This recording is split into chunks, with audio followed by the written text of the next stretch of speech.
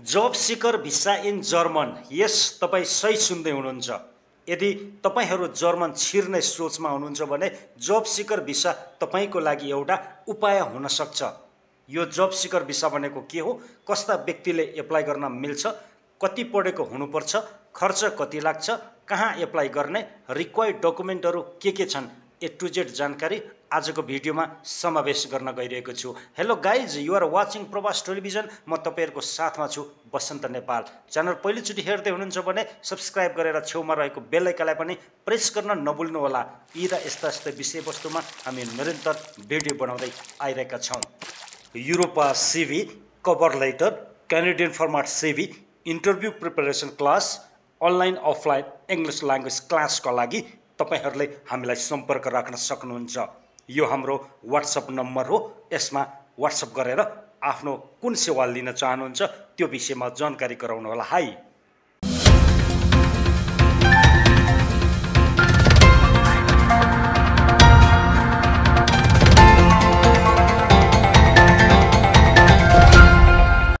जर्मनका लागि जब सिकर भनेको एउटा यस्तो भिसा हो जुन भिसामा तपाईं काम खोज्न सक्नुहुन्छ त्यहाँ गएर, र जब सिकर भिसालाई लङ स्टे भिसामा परिवर्तन गरेर काम गर्न सक्नुहुन्छ र जर्मनमा सेटल हुन सक्नुहुन्छ। यस्तो खालको भिसालाई नै जब सिकर भिसा भनिन्छ। जर्मन सरकारमा स्किल्ड म्यानपावरहरूको सर्टेज रहेको अवस्थालाई मध्यनजर गर्दै एकदम स्किल म्यानपावरहरूलाई भित्राउने उद्देश्यले यो भिसा लन्च गरेको बताइन्छ गाइस। यो भिसामा आफ्नो परिवारलाई लान भने पाइँदैन। तपाईको भिसाको समय 6 महिना हुनेछ। 6 महिनासम्म तपाईँ त्यहाँ गएर काम खोज्न सक्नुहुन्छ। 6 महिनाबाट एक दिन पनि तपाईँ बस्न मिल्दैन। बस्नुभयो भने हेभी फाइन लाग्छ जर्मन देशमा। तपाईले बुझ्नुपर्ने कुरा के छ भने जब सिकर भिसा तपाईँ हाम्रो लागि यानी कि लेबर क्याटेगोरीको लागि होइन। जो व्यक्तिहरूले अलिकति एजुकेसन राम्रो प्राप्त गर्नुभएको छ, यानी कि ब्याचलर पास गरेको हुनुपर्छ। ब्याचलर पास गरेको हुनुपर्छ र कुनै पनि काममा 5 वर्षको प्रोफेसनल एक्सपिरियन्स छ भनेदेखि तपाईँ यो भिसामा एप्लाई गर्न सक्नुहुन्छ। ध्यान दिनुहोला, ब्याचलर पास गर्नुभएको र कुनै पनि काममा 5 वर्षको अनुभव भएका व्यक्तिहरूका लागि मात्रै यो जब सिकर भिसा उपयुक्त छ। नत्र जो कसैले पनि एप्लाई गर्ने खालको भिसा चाहिँ यो होइन। यदि तपाईहरूको पढाइ छैन, तपाईहरूसँग कुनै अनुभव छैन भने तपाईका लागि यो भिडियो बिल्कुलै होइन। प्लिज तपाईले यही रोक्न सक्नुहुन्छ। अब अर्को कुरा यहाँहरूलाई ध्यान दिनुपर्ने कुरा के हो भने अब यहाँहरूले ध्यान दिनुपर्ने कुराहरू Australia, New Zealand, south Korea, Israel, Japan, Canada and USA का नेसनल बाहेक अरू देशका व्यक्तिहरूले यो भिसा एप्लाई गर्न सक्छन् भनिएको छ। You are a third country national who needs a visa to enter the country. तपाईलाई मैले अब यो ल्यापटपको स्क्रिनबाट पनि देखाइरहेको छु। What are the eligibility criteria for the Germany job seeker visa. You are a third countries national who needs a visa to enter the country. You have a minimum of 5 years experience. 5 वर्षको अनुभव चाहिन्छ तपाईहरूलाई। त्यसै गरी financial resources पनि राम्रो हुनुपर्छ, support गरेको हुनुपर्छ। त्यसै गरी proof of complete academic or vocational training लिएको सर्टिफिकेटहरू तपाईलाई चाहिन्छ। क्वालिफिकेसन चाहिँ ब्याचलर हुनुपर्छ भनिएको छ गाइस, है त। अब तपाईलाई म स्क्रिनतिर लिएर जाँदैछु। जर्मन जब सिकर भिसाको लागि के डकुमेन्ट आवश्यकता पर्दछ। म जर्मन इमिग्रेसनको यतिखेर वेबसाइटमा छु गाइस, र यहाँ तपाईले हेर्न सक्नुहुन्छ जर्मन भिसाको विषयमा। तपाईले यो लेख पनि पढ्न सक्नुहुन्छ, यो आर्टिकल हेर्न सक्नुहुन्छ। र यो सबै मैले भनिसकेँ गाइस। अब म तपाईलाई सिधा रिक्वायर्ड डकुमेन्टहरू के छन् त्यो भन्छु है। भिसा एप्लिकेसन फर्म चाहिन्छ। You must submit a filled out and sign application form for your job seeker visa application. You can fill it online on this link भनेको छ। यो लिङ्कमा क्लिक गर्नुभयो भने तपाईले यो फर्म सर फिलअप गर्न सक्नुहुन्छ। तर मैले भने अनुसार क्राइटेरिया पुरा गर्नु पर्यो अघि नै। अब इङ्ग्लिसमा जानुहोस् तपाईहरू। ओके, अब यो सबै फर्म फिलअप गर्ने हो गाइज। हेर्नुहोस् त, अब यो फर्म फिलअप गर्नको लागि तपाईहरुलाई अब म यो फर्म कसरी फिलअप गर्ने, तपाईको धेरै कमेन्टहरु आयो, धेरै रिक्वेस्ट आयो भने यो फर्म कसरी फिलअप गर्ने त्यो म सिकाइदिन्छु। तर अहिले चाहिँ भिडियो लामो हुने कारणले गर्दा यो म सिकाउन गइरहेको छैन। जस्ट किनकि तपाईहरु ब्याचलर पास गरेको हुनुहुन्छ भनिसकेपछि you can do it very easily, right. So अर्को छ यो हाम्रो नेपालको पासपोर्ट चाहियो हैन, नेपालको पासपोर्ट चाहियो। Validity period 12 months after your departure date from Germany भन्छ हैन। So please make sure your passport has been issued during the last 10 years. 10 वर्ष पहिले चाहिँ 10 वर्षको बीचमा इस्यु भएको हुनुपर्छ, 2टा पेज खाली भएको हुनुपर्छ र 1 वर्ष भ्यालिड भएको हुनुपर्छ। त्यसैगरी a copy of your passport A4 size कपीमा चाहिँ कपी गरेको हुनुपर्छ एउटा, त्यो पनि चाहियो। त्यसैगरी पासपोर्ट पिक्चर पनि चाहियो। The identity photos must follow the guidelines of the German embassy consulate. The identity photos must follow the guidelines of the German embassy consulate भन्छ, त्यो तपाईले बुझिहाल्नुहुन्छ। रेसिडेन्ट पर्मिट अफ नेपाल, नेपालको रेसिडेन्ट पर्मिट चाहियो, यानी कि नागरिकता, राष्ट्रिय परिचय पत्र, whatever you have. Evidence of academic qualification, bachelor pass गरेको सर्टिफिकेटहरु हैन। त्यसैगरी डिग्रीहरु केही छन् भने त्यो पनि हाल्नु होला। Proof of recognition of academic degrees भन्छ, यो पनि हाल्नु पर्यो। If your degree is not equivalent to one in German, you must make sure your degree is fully recognise before applying for your visa भनेको ब्याचलर क्लियर गरेको certificate हो। Experience सर्टिफिकेटहरु तपाईले पेश गर्नुपर्छ। त्यसैगरी तपाईले सिभी बनाउनुपर्छ। त्यसैगरी कभर लेटर पनि बनाउनुपर्छ।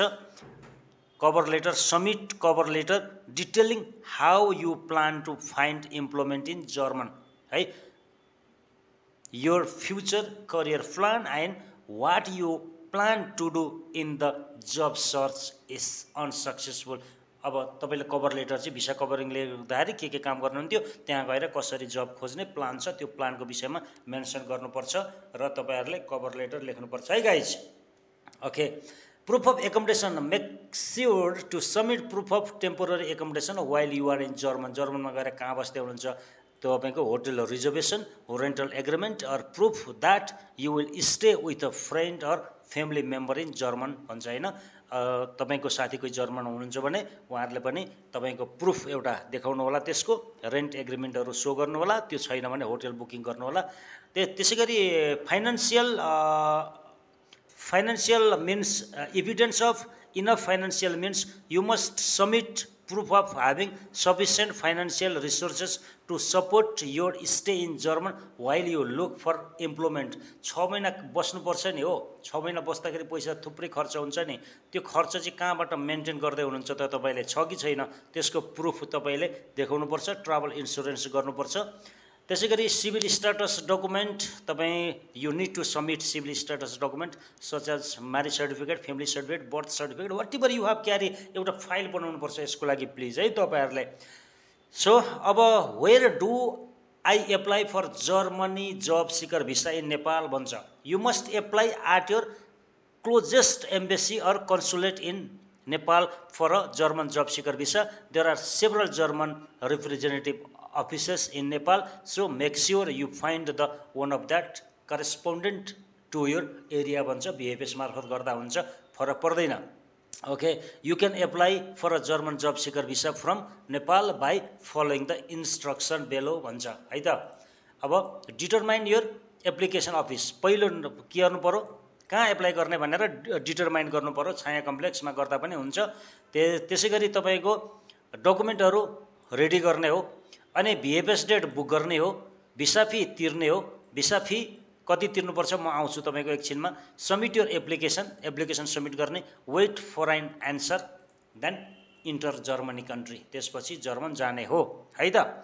वास्तवमा यही नै हो, यति धेरै लङ प्रोसेस छैन, तर क्राइटेरियाहरु मिट हुनु पर्यो गाइज है त। यसको लागि कति पैसा पर्ने रहेछ भन्ने कुरा चाहिँ यहाँ हेर्नुस् त। Pay the job seeker visa fee on the day your visa appointment, you must pay the required visa fee. Different embassies and consulate in Nepal accept other forms of payment, so check careful how to pay your visa fee in advance भन्छ हैन। त्यो payment कसरी गर्ने त्यो विषयमा check गर्नुहोस् भन्छ यहाँ। त्यही नै हो वास्तवमा। त्यसपछि गएर पासपोर्ट बुझाउनुहुन्छ र 10-15 दिन यानि कि 2 हप्ताभित्रमा तपाईँहरूको भिसा लागेर आउँछ भनेर भन्न चाहिँ सकिँदैन। बट तपाईँको लक छ भनेदेखि मेबी तपाईँको भिसा लाग्न सक्छ र तपाईँको जर्मन जाने सपना पुरा हुन सक्छ। जाने मात्रै होइन, गएर काम खोज्नु पनि पर्छ है गाइज। 6 महिनामा काम पाउनु भएन भने तपाईँको पैसा डुब्छ, तपाईँ समस्यामा पर्नुहुन्छ, उल्टै तपाईँलाई ऋण लाग्छ। यो कुरा पनि बुझ्नु होला है त। अब जर्मनको लागि यो भिसा फी कति पर्छ भनेर एकचोटि गुगल गरिहालौँ है गाइज। 75 युरो छ, जम्मा 75 युरो छ है गाइज। सो 75 युरोमा तपाईँको भिसा प्राप्त हुन्छ। हेर्नुहोस् त, what is German job seeker visa fee? The German job seeker visa fee is 75 euro, taking into consideration that it is consider a type of long term visa. Refund चाहिँ हुँदैन guys यो पैसा है। 75 euro चाहिँ डुब्छ तपाईँको guys है त। सो यसरी तपाईँहरू जर्मन जान सक्नुहुन्छ जब सिकर भिसामा।